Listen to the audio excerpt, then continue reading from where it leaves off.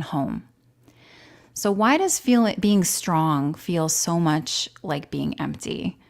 And that's a question that I had to really ask myself some years ago. So in this episode today, I want it to feel like we're really sitting together, kind of sitting around the kitchen table and having a deep conversation. We're going to be doing more than just talking. I really want to work to tear the walls down of this I'm fine fortress. And I want to be honest with you too, because I almost got trapped in mine again last week, even though I've been doing this work for years. So last week, leading up to that surgeon's meeting, if you were here with me last week, I mentioned it, where I had to discuss a procedure that will really change everything. Maybe that's an exaggeration, but that's really how it feels. And despite all the coaching I do, despite all the years of internal work and study that I put in, I really felt it. I felt that old familiar urge to handle it, to take care of it on my own, to kind of put on a smile and bear it. I felt that fortress of one trying to rebuild itself around me. My instinct was to go silent and to keep the weight of this experience and what I was feeling, the spiraling thoughts and emotions, to keep it all off my husband's shoulders. Which means that I almost fired him from his role as my protector. Fortunately, he heard me sobbing alone in my closet. But this is where the work, the real architecture work, that inner architecture work really kicks in. I've spent years deconstructing that strong woman identity, which used to be really, really powerful and overwhelming. And I was able to catch it this time as the walls started going up. And I often do this with my husband's help, which is kind of key. So we're going to get into why that's so important today, inshallah. We've done a lot of that work together as well. But I was able to stop, breathe, and choose to lean instead of armoring up. And this whole experience reminded me that vulnerability is not a one-time fix. It's a structural maintenance. It's something you have to revisit over and over again. And I had to practice exactly what I'm going to speak about today, inshallah. And to understand why I was so tempted to hide last week, I have to take you back to a time before I had these tools. And before we get into it, I would love for you guys to weigh in. I'm someone who I love conversation. I love spending time with people. And I'm the one with the mic today, but we have the chat. And so if you're here with me, if you're listening, if you're on this road or on this journey with me, I'd love to hear from you. So check in with yourself. Maybe even take a deep breath or close your eyes and see, what are you feeling inside your body today? What is your current energy level?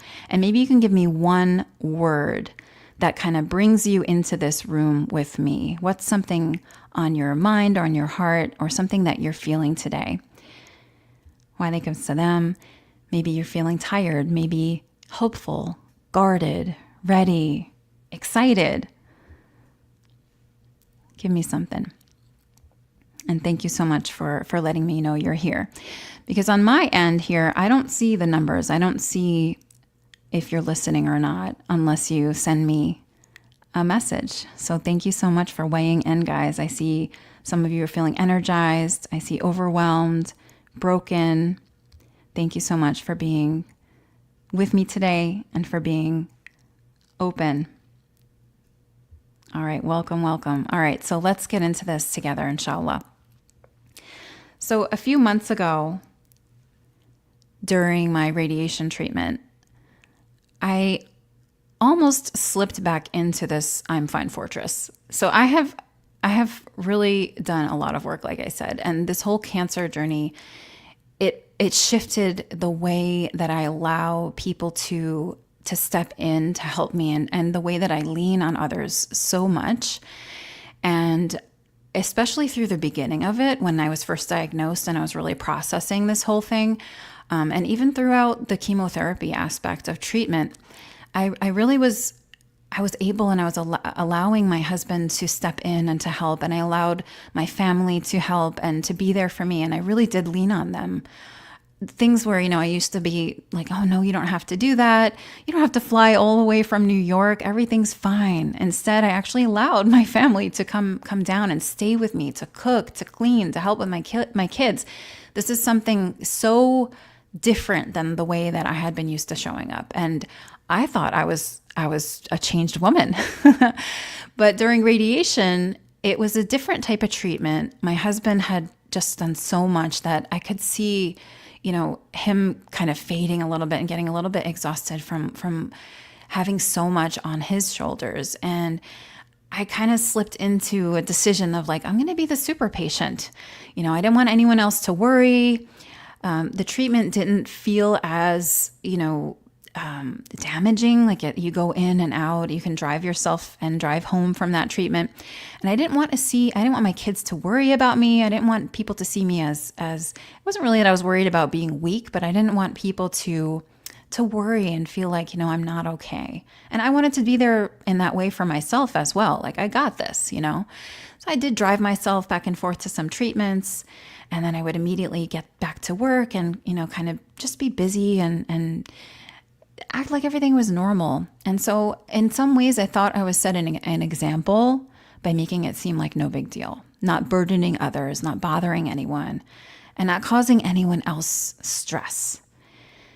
And it brings me back to when my kids were really small, because that's when I had not done all of this work on myself, and the exhaustion and the burnout just hit a level I can't even describe. Maybe you guys have been there. And if you have, and you understand that breaking point where you're just so, putting on that I'm fine face and being strong and handling everything and smiling through it, or, maybe just being really rigid through it all. And, someone asks you, can I do anything to help? And you snap back, I'm fine, right? And just push them away. And maybe you notice a flicker of hurt in the other person's eyes, but for some reason you just keep going that way, handling everything, closing other people out. And it took me so long to realize that my strength was not an act of love. It was actually an act of isolation.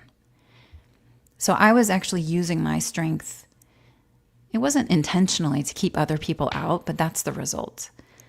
Like a fortress with no doors.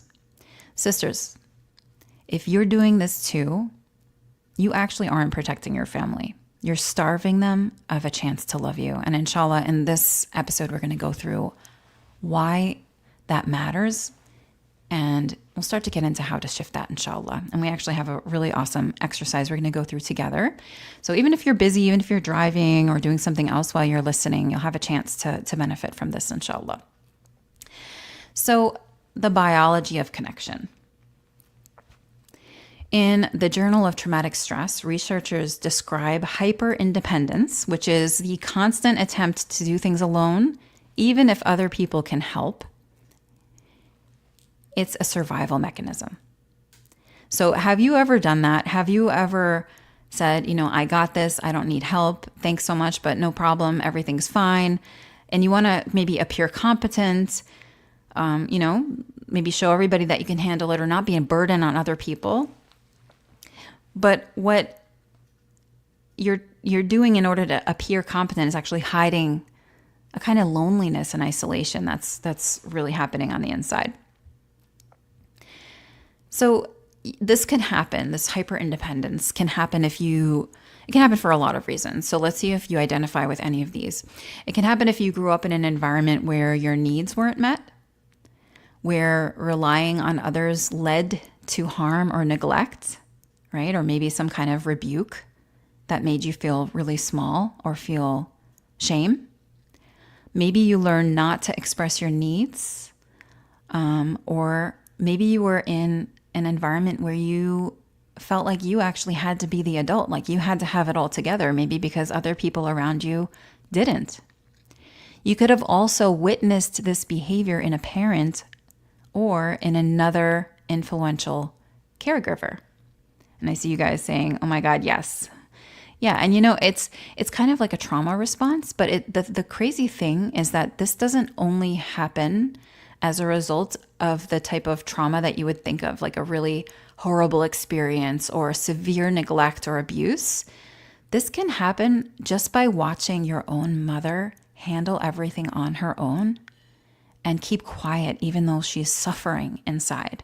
So have any of you ever witnessed someone that you love, someone that you admired, or a caregiver, doing just that, holding it all together, even when it was extremely painful, never needing anyone, never needing help, but maybe being there for everyone else at the same time? So has anyone else seen that in their life? Have you experienced it yourself? Have you watched a loved one show up in this way?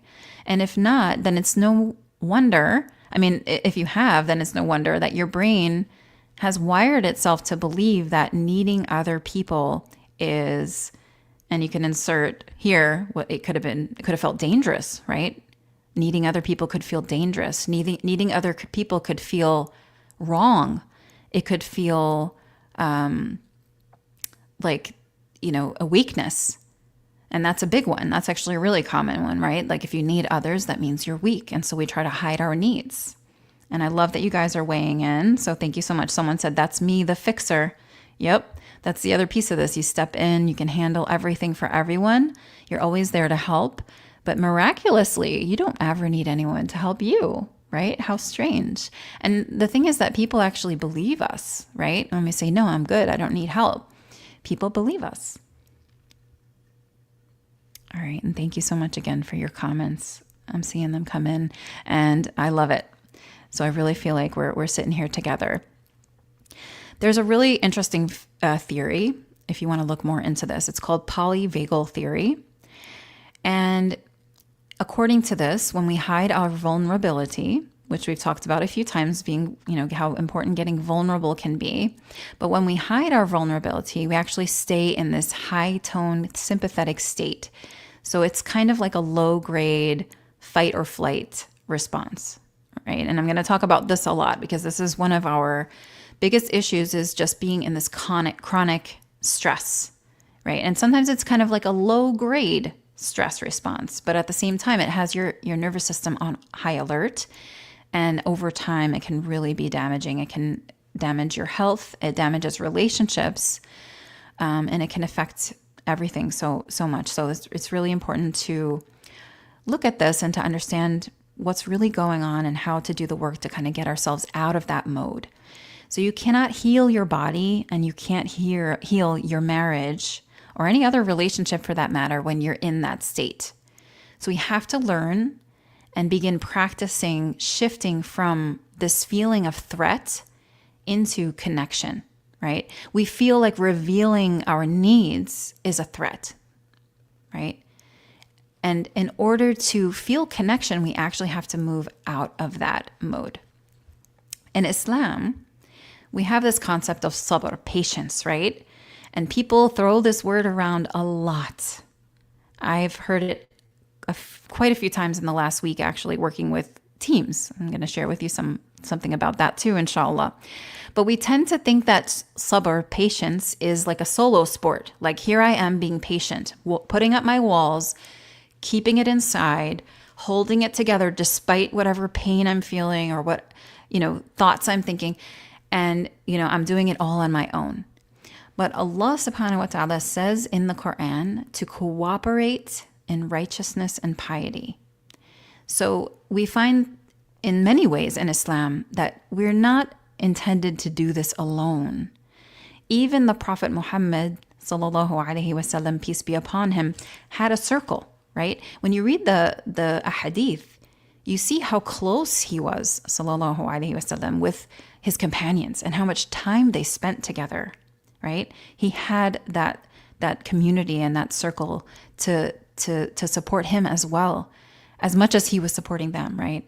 And when he was overwhelmed, peace be upon him, he didn't hide it. He was open, he was vulnerable. And he, like, for example, when he received revelation and he ran to his wife Khadija, may Allah be pleased with her, asking her to cover him, right? That's vulnerability. He could have remained in that cave, trying to figure it out on his own and waiting till he gathered himself up together and was able to look strong on the outside before he came down from that mountain and said, and maybe he wouldn't even share the experience that he had if he was really trying to be strong. Maybe someone would think he was crazy, right? But he didn't do that, peace be upon him. He ran to his wife. He exposed what was on his heart and how he was feeling, and he asked for her help. Vulnerability is part of the sunnah of the strong, right? Who was stronger than the prophet, the messenger of Allah subhanahu wa ta'ala, right? So in teams, I see this as well. So you have colleagues. So if you guys, have colleagues, or it works, it's in families, it's in teams. How does it show up, right? Somebody does something or says something to another person that makes them feel hurt or makes them feel isolated, or something that they dislike, something that makes them think maybe ill of the other person. And instead of bringing it as an issue and talking about it, they feel like, I'm going to be patient. I'm going to let this go. And they feel like it's a virtuous thing. So maybe you guys can send me like a wave or a me too if you've ever done this, right? Because we're none of us are free from having done this, most likely. That we try to protect other people. Like, why should I make it a big deal? Right? And I actually heard this in a conversation this week. Like, I don't want to make this issue into a big deal. I don't want to waste other people's time with this, right? If I bring this to someone else's attention, I try to talk to them about it. Now I'm taking up their time. I'm making it a big deal. And so instead, I should just be patient. I should let it go. I should just forgive this and overlook it and let it go. But the reality is that most of the time, we don't actually really let it go when we're holding it inside, right?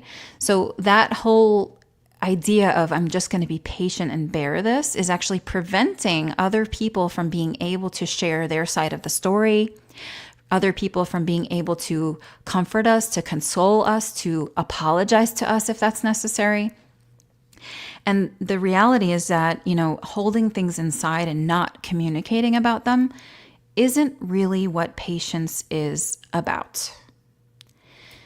So if any of this that we just went through now has been familiar with any of you, and you're willing to share, so you don't have to give the person's name if you don't want to, but I want you to think about who was the first person in your life that taught you that you had to handle it on your own, handle it alone.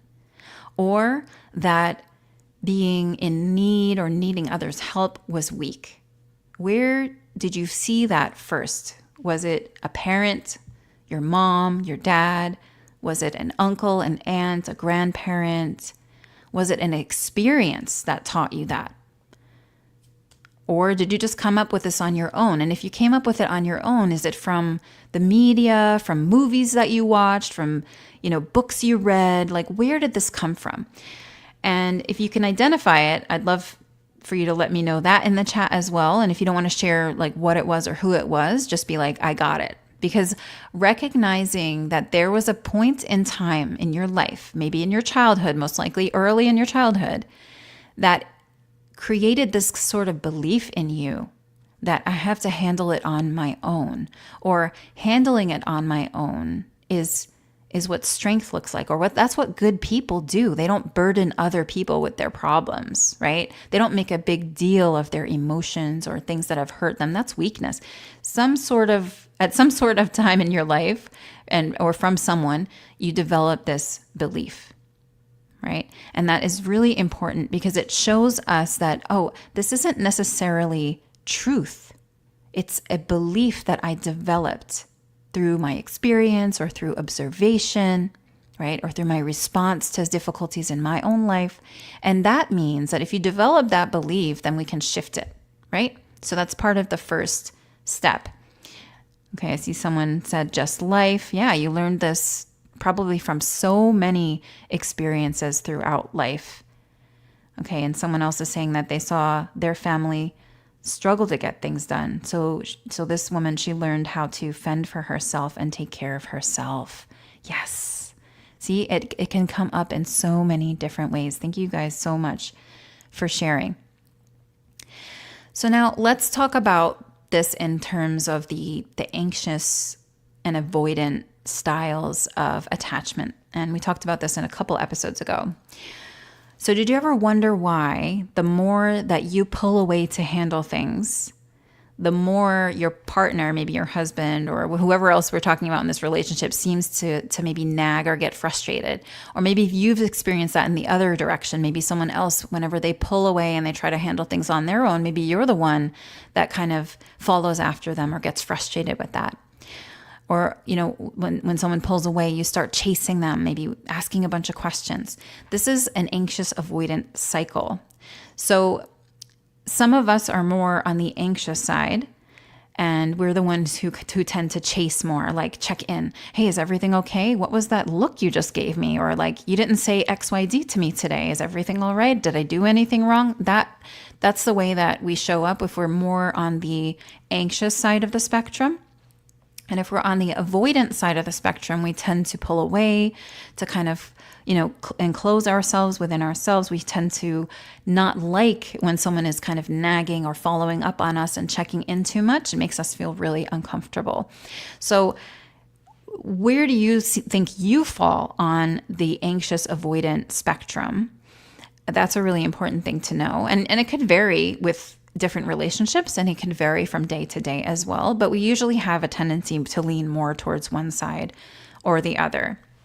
So the fortress, and that's why, we're talking about the I'm fine fortress. When we put up that I'm fine fortress, we're actually behaving more as an avoidant, which is really interesting because I've found personally, like in some of my relationships, like definitely earlier on in my marriage, I feel like I lean more towards the anxious side of attachment, where I always wanted reassurance and I always wanted to check in, and any little facial expression, I had to know exactly what was behind it, and was it about me, and did I do something?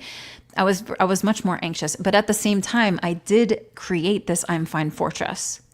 And in so many different ways, I would put up that mask of I'm fine and handle things on my own and bottle up a lot of my emotions, going silent, being really busy, too busy, hiding the mess, what seems like a mess of emotions, and fearing letting those things out and exposing them and being vulnerable about them.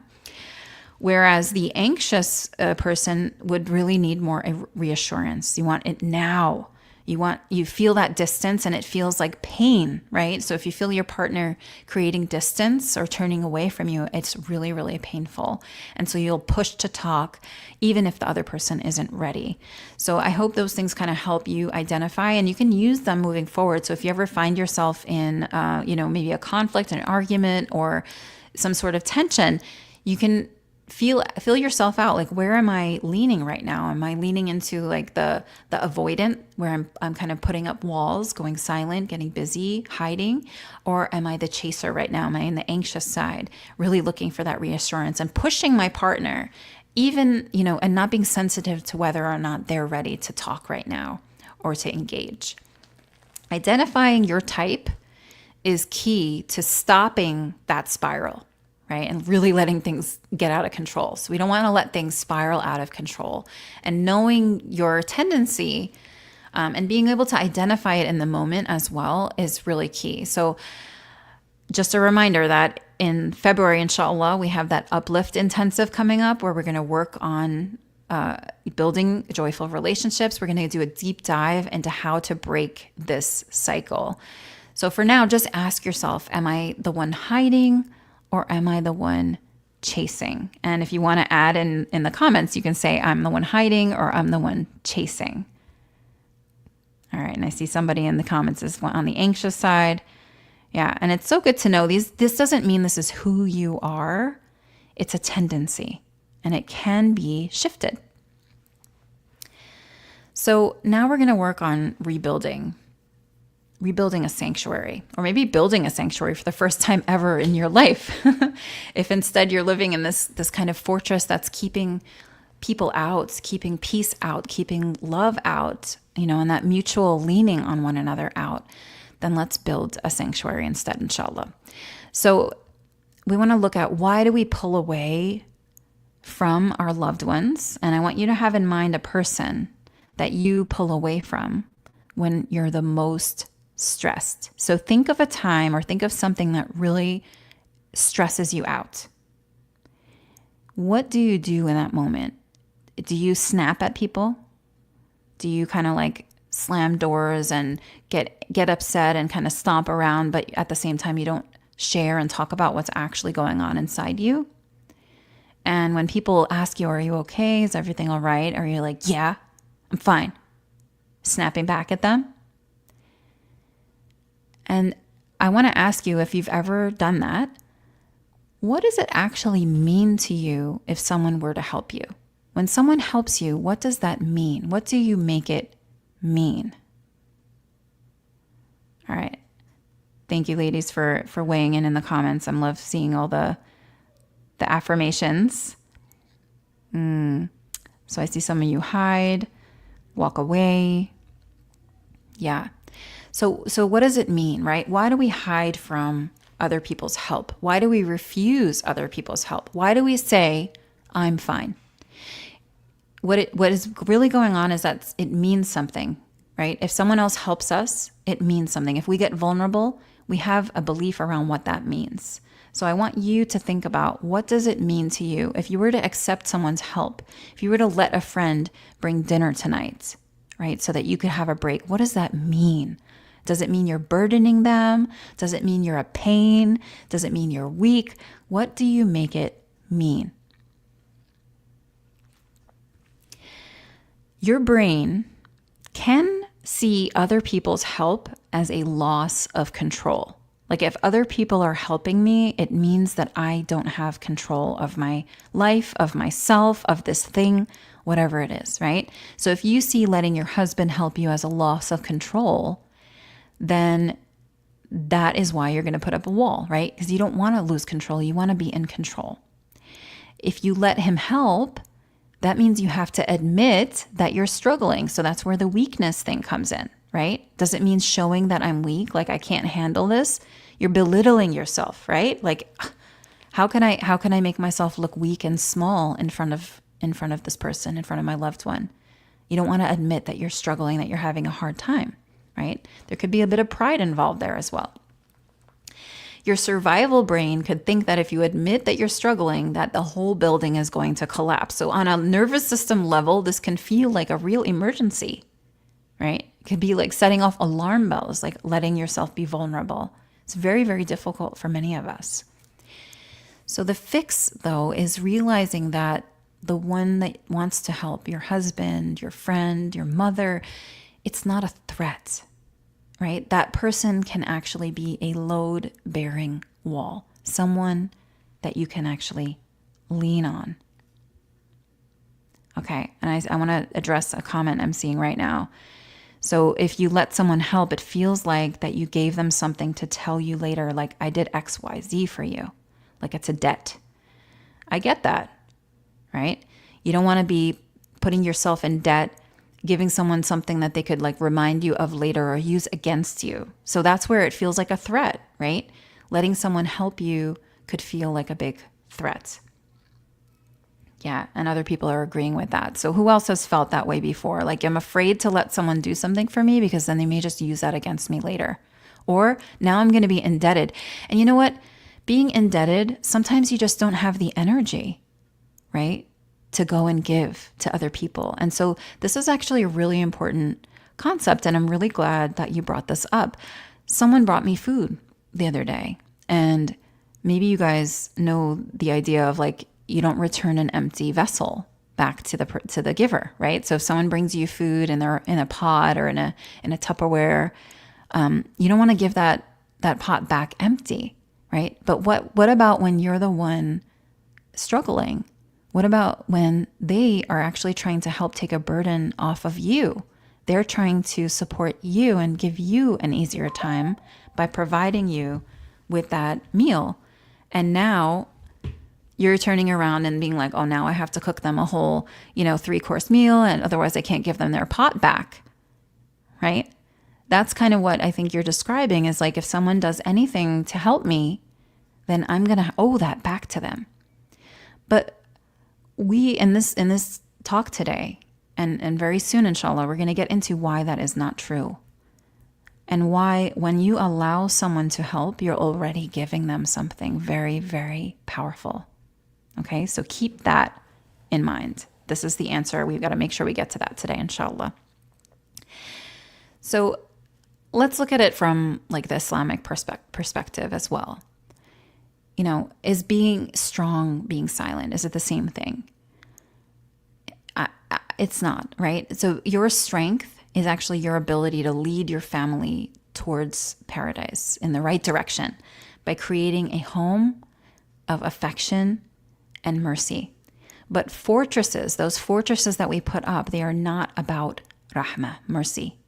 And you can't have mercy inside a fortress all by yourself, right? Mercy is an exchange between human beings. Okay, I'm going to look at the comments for a second too, and then we're going to get into something really, really cool, inshallah. So someone said, what do you do when you genuinely know you can do something better than those you can share the load with? And sometimes it's not small things, it's big things like medical decisions, financial implications. I hear you. So yeah. So accepting help sometimes means like not accepting that it won't be done as well as it would be with, if you were to do it yourself. And that's a good question as well. And what it brings to mind for me is, I think it's an African proverb where it's like, if you want to go fast, go alone. And if you want to go far, go together. And so sometimes, if we want to actually, we have to first of all recognize the benefit and the importance of community and of togetherness and of this idea of leaning on one another, and really choose, right? So we can choose in different areas of our life. There may be certain things that you handle on your own, right? But what we're talking about today is like when it is a protection mechanism. Like I'm not letting other people in for like to protect my own image, so I don't look weak or to not be a burden. And we're actually putting up walls, keeping other people out. There may be certain things that you do on your own and it's not a problem, and so I think that's where we have to choose. Like, is this something we're moving forward as a community and going further is more important? Or do I need to just get this done on my own, And so I think we have to decide based on the situation. So I don't want to just, again, and I'm so glad you guys have been engaging in the comments. I really don't want you to just listen to me today. I want you to feel the difference in your body when you choose connection over isolation. So the difference between putting up those walls, that fortress, and being isolated on the inside with no door, right? And no way for that exchange of mercy and giving. Instead, we want to choose connection, right? And we can definitely choose when to connect and when to have that type of exchange, right? And there are going to be different people in our life too, in our lives. There are certain people that they will use something against you later, and that's something you learn, right? And it's not your fault, so it's not your job to manage the way that other person shows up, okay? But you may choose with that specific person, if it's become a problem over time, with that specific person, maybe they're not the person that you seek help with, But still being open to the idea that doesn't mean that everyone will show up in that same way. And sometimes having a conversation with a person like that can also be very healing, because usually that type of behavior is coming from a place of pain as well, or a broken belief that they grew up with, right? From something that they experienced in their life. So having a little bit of compassion for the person on the other side is also important. So if you have a paper and pen, I would recommend you get it out now. Or have it handy now, so we can work through the next section on paper. But if you're driving, if you're busy, then you just do this in your heart. So just listen and kind of follow along, inshallah. Okay. So I'm going to take you through certain steps. This is like an exercise, and you can use this. You can come back to this episode and listen to it again and again, do it again and again to help you to create more connection. Okay. So let's look at the list of tasks. This is step 1, identify the burden. So first, you always identify. Awareness is always where we start. identify what is the burden. And the questioner who was asking, like, how do we know when to, let people do things or not do them, if you can do them better, da da da. This is where you're identifying where is the work going to be at.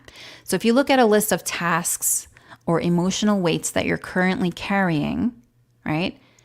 You're going to pick one that you've been saying you're fine about, okay? But that it's actually making you feel heavy or resentful. So is there something that you're doing in your life or an emotional weight you're carrying where you're telling someone or maybe a bunch of people, like, I'm totally fine, I don't need help here, but you're actually internally feeling really resentful, like, why aren't they helping me? Or I have to do this all alone and it feels really painful.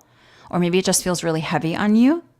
What is that task or emotional weight? Identify it. So if you want to share yours in the comments, you can share it in the comments. A lot of times it's like the housework, right? There are a lot of women who are working, in a 9-to-5 full-time job, and then they come home and they still have the weight of managing the entire home on their shoulders, right? The cooking, the cleaning, the decision making, the shopping, the child rearing sometimes all of that can feel like it's all on your shoulders on top of having a job, right? Or even if you don't have a job, sometimes you can feel very isolated in doing those tasks.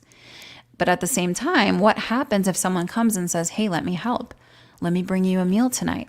Let me do the dishes for you. I mean, are you going to snap back and be like, well, you don't know how to load the dishwasher, so I'll just do it myself? Or like, you don't know how to fold the laundry, so I'll just handle it. These are responses that are coming out of that sort of, survival brain again. So what is that thing? Identify the burden. And especially if it's one that's really, really weighing heavily on you and one that you'd love to actually change. And then step 2, we want to locate the wall. So now you got to be really honest with yourself here. Okay. And I'd love for you to tell me in the chat, what is the story that you tell yourself about why you can't ask for help with this? So you identify what that burden is. What's the story you tell yourself about why you can't ask for help?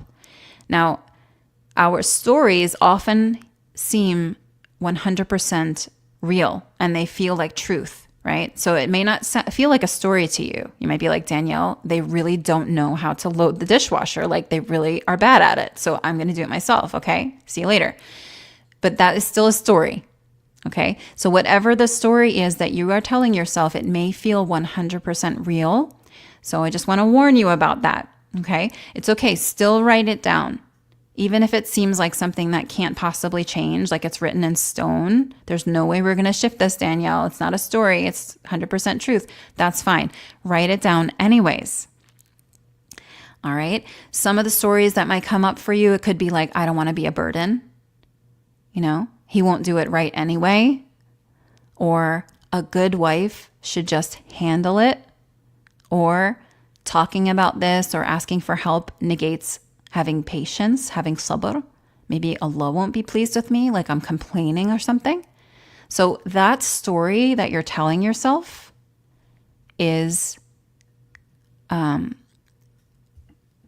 really holding you back. Okay, so we got to identify that. That's where kind of like the core problem is. So that's the wall that you put up that is keeping you isolated.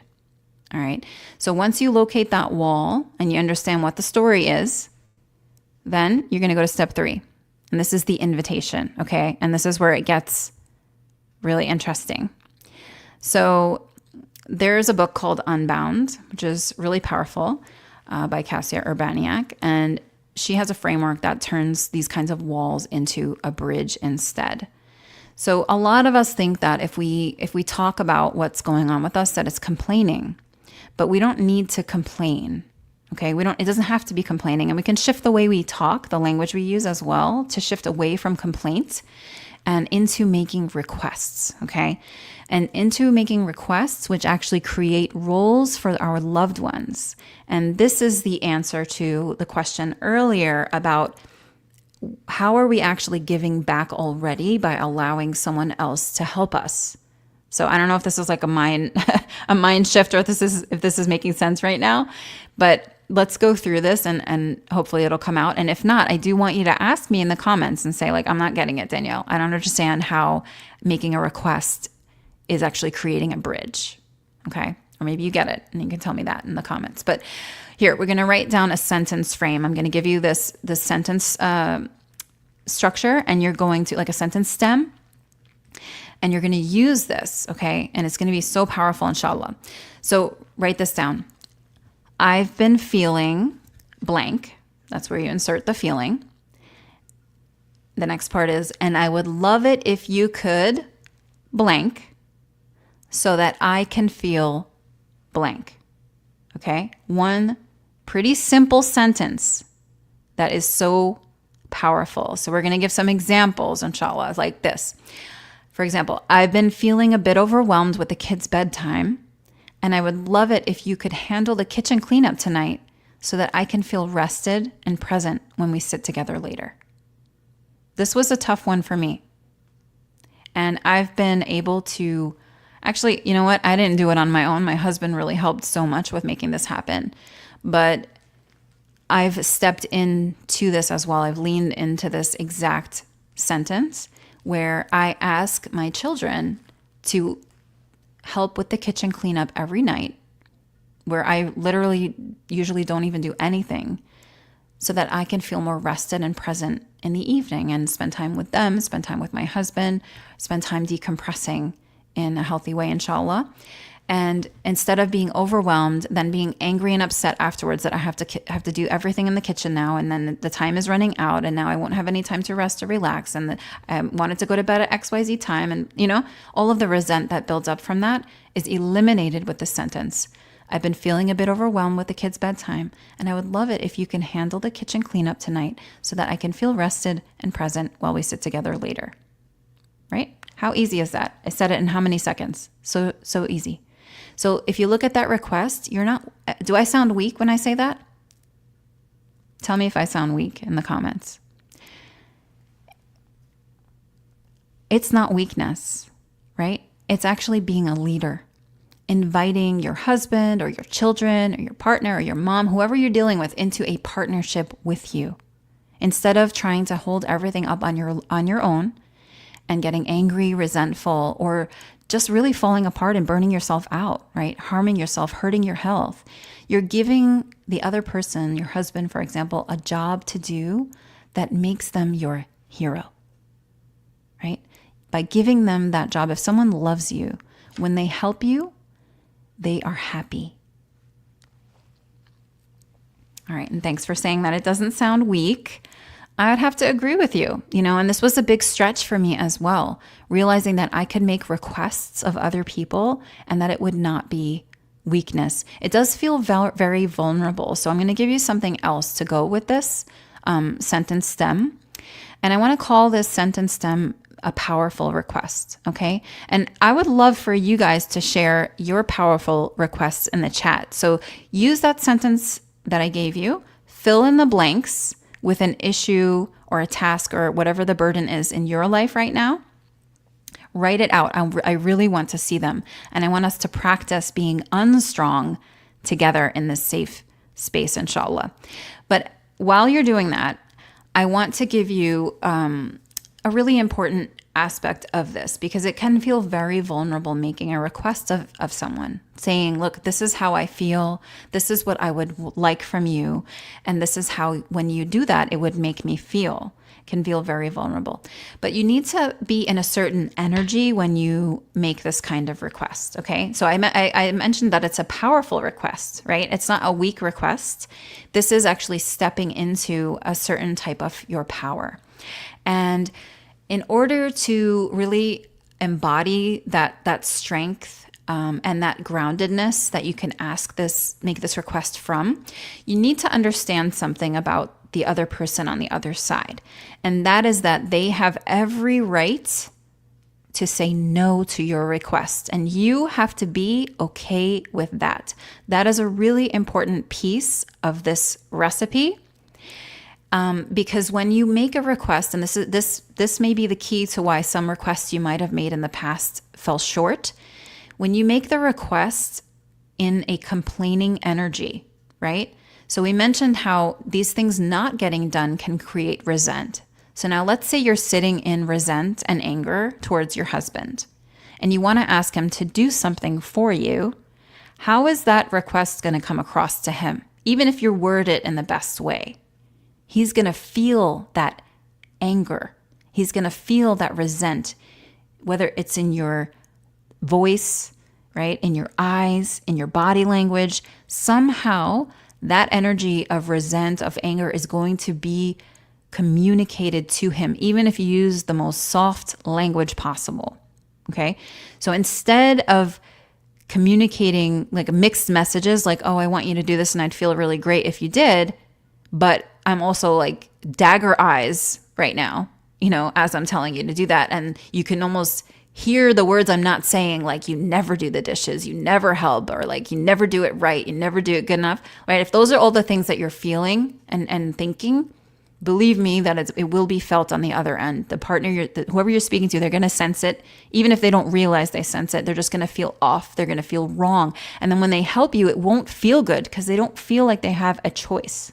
So that's what's really important about this energy of allowing and believing and understanding that the other person has every right to say no to your request and being okay with that.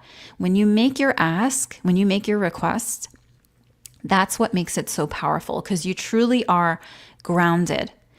And then when someone, so here are the options that your partner has when you make a request. They can say no, they can say yes, or they can negotiate, okay? So for you, when you make a request, I want you to remember that these are the three options for the person you're making the request of, and you need to be okay with. So before you make a request, you can check in with yourself.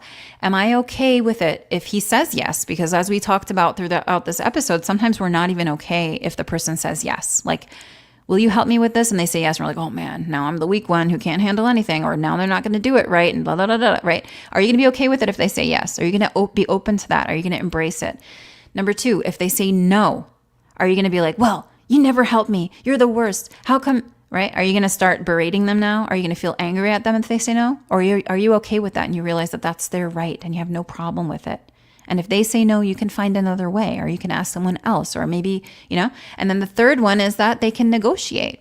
So negotiating might be like, you know what, I'm also really retired right now, so I don't feel up to helping you with that in this moment. Can we do it tomorrow? That would be a negotiation, right? Or, you know what, I'm not really very good at loading the dishwasher, but I'm fine with helping with the laundry. Would that be helpful to you? Or, I can't really bring a meal, like I can't cook a meal today and bring it over, but I'd be happy to order you something. Would that work? Right? So negotiation. So those are the three options that the person you're making a request to has. Definitely write those down. That will shift your energy so much. So if you try this powerful request and it doesn't work and you're like, Danielle, it didn't work, most likely it has to do with your energy. So check in with yourself first. Be okay with all of those responses and be flexible. And then don't feel ashamed. Like if someone says no, one of the problem is we also often feel like, oh my God, they said no. Now you feel rejected, right? That's why that energy and that understanding of the options for a response are so important, because you are not being rejected, right? If you know it's okay for them to say no, then you won't feel rejected when they say no. Okay, because they could say no for 1,000,001 reasons. Okay, so I want to see some sentence stems if you guys wrote them. I would love for you to share them because I'm sure most of us can identify with them. And remember, it's called a powerful request. So share your powerful request in the chat, inshallah. And this is like, it's like a joke, like let's be unstrong together. But really, it's breaking down that facade, that fortress, the walls that are keeping us from really having powerful relationships with the people in our lives. And as an ummah, for us to be strong, we have to break down the walls that are separating us. You're actually fulfilling the prophetic description of believers when you do this, okay? When you make these requests, when you build connections, and when you lean on others. The Prophet Muhammad sallallahu alaihi wasallam described believers in this way. He, sallallahu alaihi wasallam, peace be upon him, said, "A believer is to another believer like a building whose different parts enforce one another, right? And then when he said this, he actually clasped his hands together with his fingers interlaced. And this is in Bukhari. So when you are allowing yourself to be a stone that leans, it's in order for the entire building to be solid. Okay, so if every stone is trying to stand on its own, that actually won't build a stronger building if we're listening to this hadith, right? Believers do reinforce one another. They lean on one another. And don't forget the story of Khadija, where we know that she didn't love the Prophet Muhammad, peace be upon him, despite his vulnerability. She loved him through it. And that goes for his companions and his other wives as well. And your husband doesn't want a brick wall for a wife. And your mom and dad don't want a brick wall for a child. And your friends don't want a brick wall for a friend, right? They want someone that they can support and be there for, because that gives them purpose. That gives them meaning. That makes them feel appreciated and valued by you. And I can remember, when my kids were really little, I had my own epiphany around this because I felt incredibly isolated. I lived far away from my own family, like my sisters and my parents. 5 kids were born in almost exactly 6 years. Okay, so my oldest turned 6 1 week before our 5th child was born. Those were some hectic times. It was some tough times, and I felt very isolated, spending most of the day alone with the children, all of them toddlers, and not really having any support or help through that. And at the same time, feeling really isolated. But then there was a friend of mine who, just when she would come over and stop by, I realized I felt so much less stressed, right? And then she actually appreciated helping out and being there for us and with us. And we had one of the strongest bonds that I had had in a very, very long time. And that would not have been the case if I hadn't allowed her to step in and help. And I've found that a lot throughout my life as well. When I think about the people that I appreciate the most, that I love the most in my life, like the friends and the people they're the people that have stepped up and done something for me, right? Like my dad, when he stopped by and drove over an hour to bring me soup when my kids and I were sick. So many times the way that our mothers show up. Why do we have such a strong bond often with our mothers, right? All the things they do for us. And friends, the ones that you might feel the most affection for and may make the most dua for. What did they do for you in your life? Like, did they step up in a particularly important moment when you were really, really in need? Maybe they sensed it even though you didn't ask, and they stepped up and they noticed and they did something for you. And because of that, you will never forget it, right? That's how by creating roles for other people in our lives, by allowing them to help, we are doing them a service as well. And this goes for people who love you. It's allowing them to love you. Otherwise, saying, no, I'm fine, I don't need your help, I've got this, it feels like you're putting up a wall. And for someone who cares about you, that can feel incredibly painful. So if this exercise we just went to felt a bit scary, let me know if it felt scary to you. It can feel very uncomfortable to get vulnerable like this and to admit where you want some help, right? And how you feel. Notice that your emotion is mentioned twice in that sentence. You're saying how you feel right now and how you would feel if you were to have that help. So if your heart starts racing just thinking about making a request like this, like especially if you think about that relationship with the most tension in it, and now I'm going to step in and start asking for things, that means that your fortress is very, very thick. Those walls that you've built, they are strong, they are thick, and that you need to work on that. So don't forget that on February 7th, inshallah, we have that Uplift program. If you're in Florida, definitely don't miss out. If you're not in Florida, I recommend fly in for it. Why not? This is a really powerful work that we're going to be doing, and it really builds a strong foundation for not only yourself and your life, but for our community, our ummah. We're going to spend the whole day practicing these kind of connection blueprints. And you just don't have to move forward alone. We can do this together, and then it's going to build stronger relationships so that you can move forward with those other people with that mutual love and respect that you deserve, inshallah. So in the beginning, I told you about a sentence that changed everything for me, right? When I was in the thick of it, trying to be the perfect mom, trying to be the perfect wife, eventually trying to be the perfect patient, the perfect strong woman, it happened through experiences a lot with my husband. Like when he stepped up and allowed me to soften, like he didn't need me to be strong, but he wanted me to be there. And I realized that being fine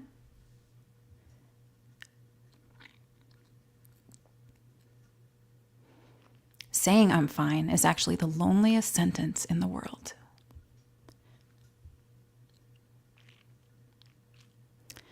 I really feel that. So here's a sentence for you. By refusing to be a burden, I was making it impossible for the people who love me to be my partners. So I would love for you to try this idea on. Try this sentence on for yourself, okay? Remove those words, I'm fine, from your vocabulary and say instead what really you're feeling inside, right? And if you are fine, then say, I love this. I'm enjoying loading the dishwasher and putting the kids to bed and going to work and. If you're really loving it and everything's fine, express how grateful you are for it. That's great, right? But if you're not really fine on the inside, it's okay to express what you're really feeling, right? You know what? Yeah, you're right. This is really hard. Like, I'm going to do it, but it's tough. Just be honest and open. You will feel so much lighter, okay? And it's going to shift just by itself. It will shift your relationships, just admitting what you're really feeling. So for me, this idea, it really broke that spell and made me realize that my fineness was actually a wall that I had been using to kind of keep people out. And it was preventing me from enjoying my relationships and from really feeling fulfilled in them. And I finally stopped being a fortress and I started allowing myself instead to be a sanctuary, right? And for others to be sanctuary for me as well. Being the strong one is a lonely, exhausting lie. And we all were made for connection. I mentioned that last time as well. Allah subhanahu wa ta'ala made us from one, right? We were created from one. We're not meant to be alone in the world or to carry these burdens all by ourselves. You're made to be held, especially as women, right? It can feel so uncomfortable, but literally we're made to be protected. We're made to be held. And it does not negate our strength. It's just a different way of looking at it, a different way of defining our strength. So if you are ready to do this work and make lasting, powerful changes in your relationships, starting with your relationship with yourself, right? And your relationship with Allah subhanahu wa ta'ala, your creator, then I would love for you to join me on February 7th. I thank you so much for being here with me during these podcast episodes. Inshallah, we're going to be back next week. And just keep that on your radar, the Uplift Intensive, where we're going to be rebuilding relationship architecture from the ground up. We're keeping the seats limited. We do want to keep it intimate, just like this conversation has felt. So I want to thank you again for your participation, for sharing, for following along with me. I pray that Allah subhanahu wa ta'ala makes the exercise that we went through today really, really powerful for you. So don't forget that sentence. Write it down. Maybe look at it every single day. Write a new one every day. Practice actually making requests to the people in your life. And then come back here and comment and let us know what happened when you make that request. When you go make that request today or tomorrow, what was the result? How did it feel to do that? And what happened when you actually allowed someone to help you? Or what happened when someone said no and you didn't take it as a rejection? Ooh, I really want to know. I want to know how this shifts your life. So I love you all for the sake of Allah. And I want you also to do one unstrong thing today. Maybe it's making that request. Maybe it's something else. And, let's make a community in the chat or in the comments where we share what is the unstrong thing that you did today or that you're going to do today. Did you ask for a hug? Ask for help? Oh my gosh, the hug made me realize something, guys. I I was upset the other day, and my daughter, one of my children, saw me and she asked what's wrong. And instead of saying, I'm fine, I told her exactly what was on my mind. And she gave me the most beautiful, warm hug. And I was sitting in her arms like, this is incredible. Like my child is comforting me right now. Like how beautiful is that, right? And who knows what kind of experience that will be for her in her life, like how that would impact her. And that's just another example of how allowing other people in can be giving back. So maybe it's asking for a hug. Maybe it's asking for help with the dishes. Maybe it's telling someone, you know what, I'm not feeling great today. I'm actually not fine today. And being okay with that, right? And being open to their warmth. All right, I'll see you next week, inshallah. Next week, we are going to be talking about the physics of forgiveness, inshallah, another exciting episode. If you've enjoyed this, I'd love for you to share your takeaways in the comments. Let us know your thoughts. Let us know what you're getting from this. What was your favorite part? Definitely, what are the unstrong things you're going to be doing? What requests are you going to make? I want to hear it all. And don't forget to subscribe to the FCAD Institute channel who makes this possible. And, look at our other videos as well. Lots of great and really informative, powerful videos for you on the FCAD Institute channel, inshallah. So see you again next time, inshallah. Thank you so much for being here. And all thanks and praises to our creator, Allah subhanahu wa ta'ala, who makes everything possible and enables us to benefit. So see you soon, inshallah. Assalamu alaikum wa rahmatullahi wa barakatuh. Barakallahu feekum.